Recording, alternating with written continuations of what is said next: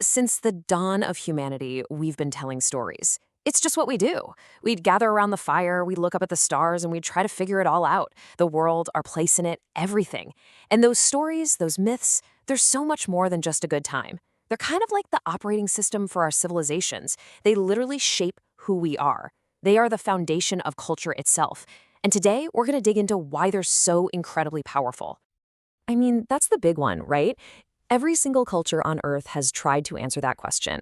Long before science gave us the Big Bang, we had mythology, and humanity came up with some of the most epic, imaginative, and downright wild stories you can possibly imagine. So let's get this straight. What exactly is a myth? Because it's not just a story that isn't true. Not at all. A myth is a grand story that tries to tackle the biggest questions there are. Think of them as the framework ancient people used to understand their world, from how the stars got in the sky to, why we fall in love. And this quote just nails it. This is why these stories stick around for thousands of years. They're not just some intellectual puzzle, they hit you right in the gut. They connect with us on this really deep primal level, tapping into fears and hopes that are just as real for us today as they were for our distant ancestors. Okay, and here's where it gets really fascinating. When you start looking at myths from all over the world, I'm talking ancient Greece, China, Norse sagas, Native American stories, you name it, you see the same powerful ideas showing up again and again. Let's take a look at a few of them. Right. First things first, for pretty much any mythology, you've got to explain where all this came from. Some cultures imagine the universe hatching from a giant cosmic egg. Just boom, everything bursts into being. Others told stories about a sky father and an earth mother coming together to create the world. The details are always different, but that need to explain where we came from, that's universal. Myths were also kind of like the original science. Before we understood physics or meteorology, they gave us answers for how the world works. Why does the sun travel across the sky every day? Why do violent storms roll in? Why did the seasons change? Well, the answer was pretty simple. The gods were doing it. And that makes perfect sense, right? This is why the gods of the elements, the sun god, the sea god, the god of the storm, were almost always the most powerful gods in the pantheon. They were in charge of the things that governed whether you lived or died. They were the difference between a great harvest and a starving winter, a safe journey and a disaster at sea. But myths do more than just explain the world. They help create it. They give a tribe or a whole nation a shared story, a common identity. By telling these stories, people were defining who they were. Just look at the ancient Greeks. They named their greatest city, Athens, after their patron goddess, Athena. Their identity was literally tied to her myth. So to see how all this stuff really works together, we're going to dive into one of the most famous and influential myths of all time, the Greek creation story. And trust me, it's basically a cosmic family drama with betrayal, power struggles, and a feud that literally shook the heavens. So picture this. Before the gods, before mountains, before anything, there was just chaos. And when I say chaos, I don't mean a messy room. Think bigger. Think a vast, silent, formless emptiness.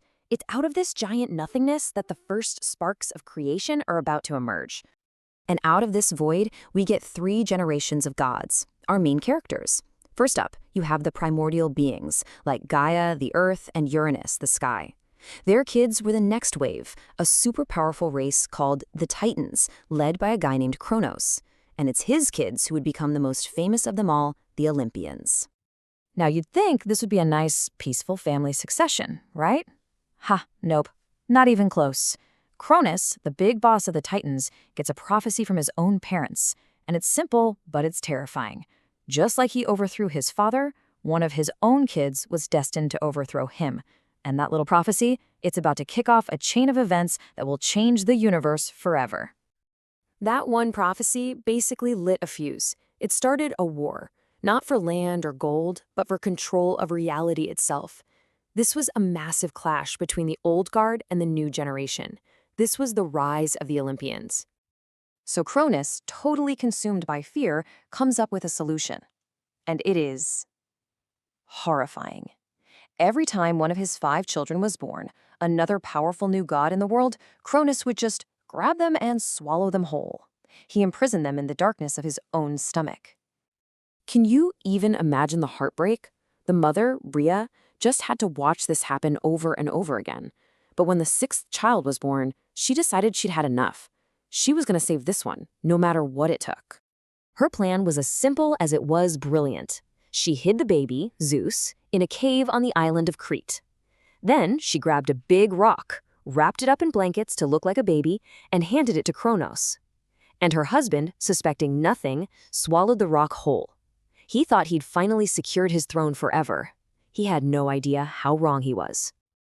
Oh yeah, he was wrong, because Zeus grew up in secret, becoming this incredibly powerful and clever young god. And when the time was right, he came back. He wasn't just there to take over. He was there to rescue the brothers and sisters he'd never even met. It was time for that prophecy to come true. And Zeus was a strategist. He didn't just rush in. Step 1. Trick his dad into, well, throwing up his siblings who were now fully grown gods. Step 2. Go down to the underworld and free the Cyclopes who were master blacksmiths. And step 3. Have them forge the ultimate weapons in existence as a thank you.